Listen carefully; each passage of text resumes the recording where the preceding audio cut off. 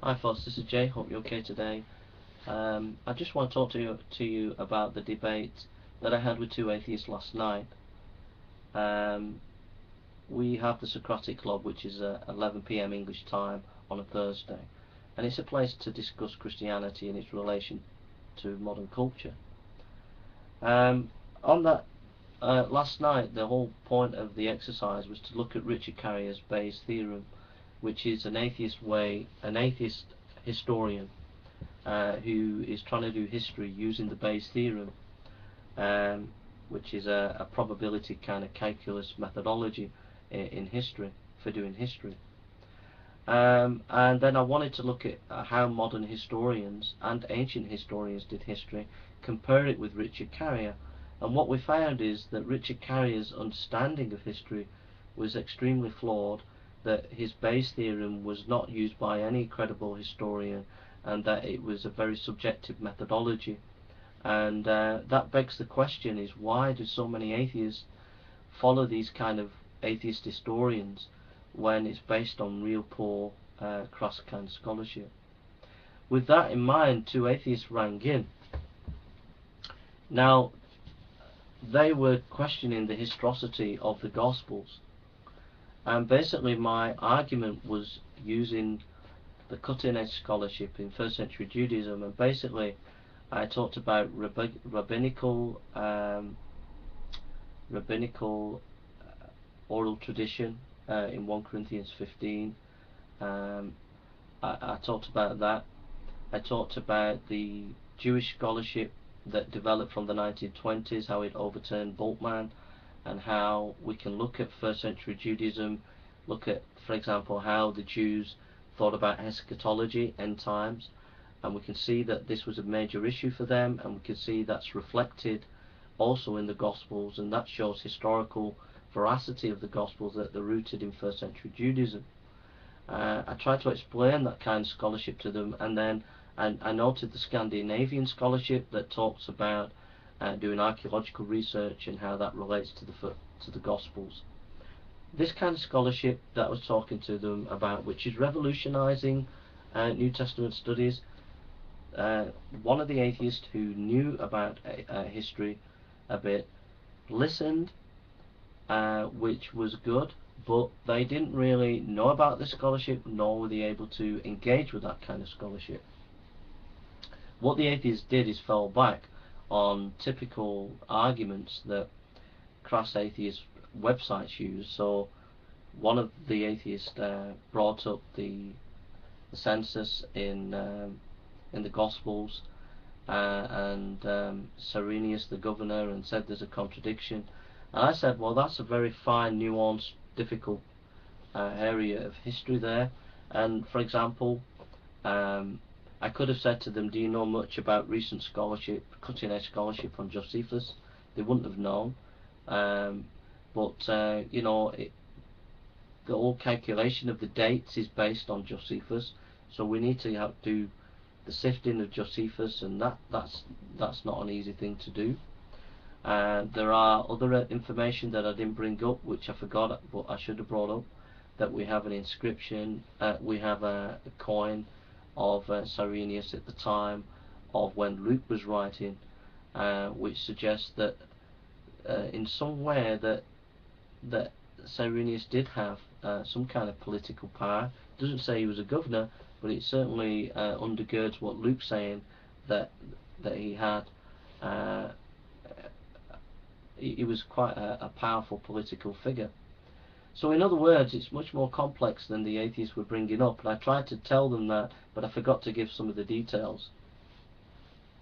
And the other thing is about the census. We know that other cultures, other empires wanted to know exactly what was going on in the empires, and it's only fair to say that surely the Roman Empire would want to know what was going on in the empire, and would bring all the information together at one point.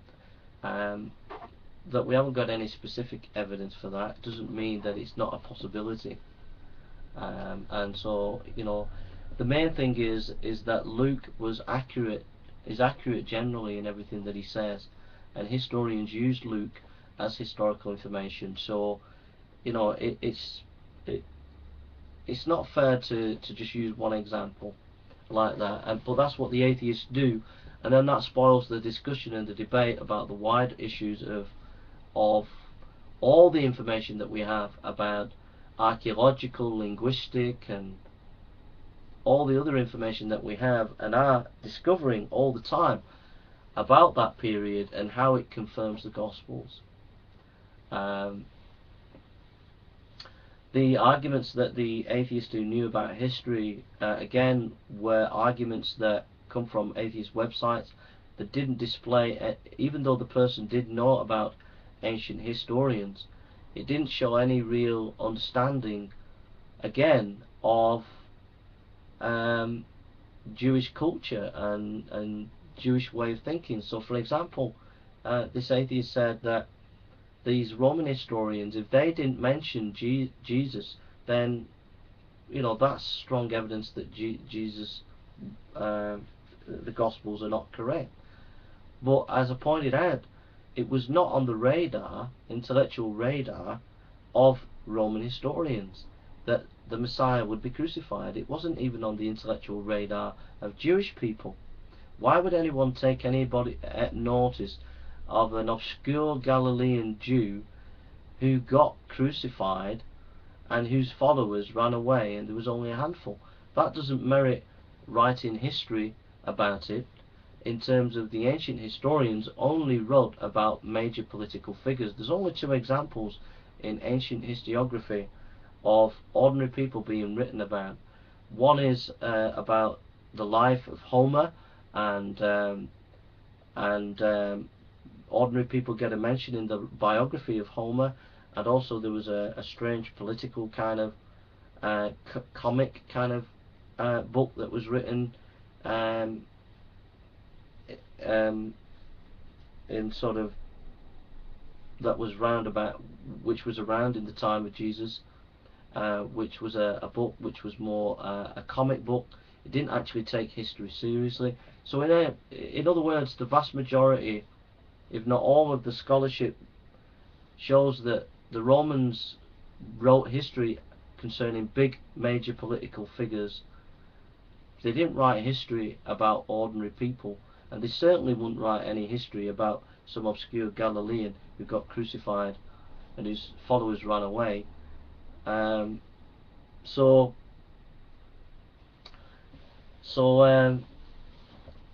that just shows a lack of understanding of the situation, really, and sets up a straw man as far as I'm concerned. I didn't enjoy the debate because I read nearly all the historians from for the last 2,500 years about what they thought about history. I read Herodotus, Pliny, Plutarch, Greek historians, Persian historians. I read Voltaire.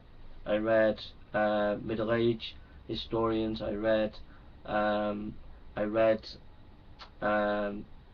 historians in the 19th century. Gibbon.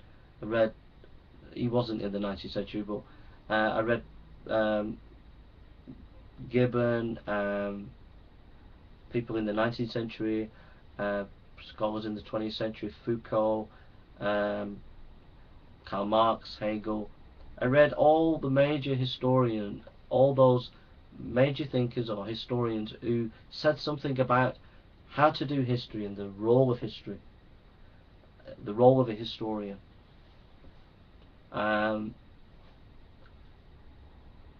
And these atheists were not interested in that, really. It was mentioned a few times, but it was only mentioned a few times by the guy who knew about history, quite a bit about history and historiography. It was only mentioned by him a few times, and that was only in relation to him trying to score kind of debating points in trying to debunk the Gospels. You know, he wasn't able to bring the debate and discussion to a wider level and think about how that will, how all how we do history, why we do history, and how we approach things as historians in relation to reading the material in hand, and how that relates to Christianity. We didn't get into that. What we got into is atheist propaganda, which stop you from thinking on a wider scale and wider scholarship. And that was seen in the fact that these guys hadn't got a clue.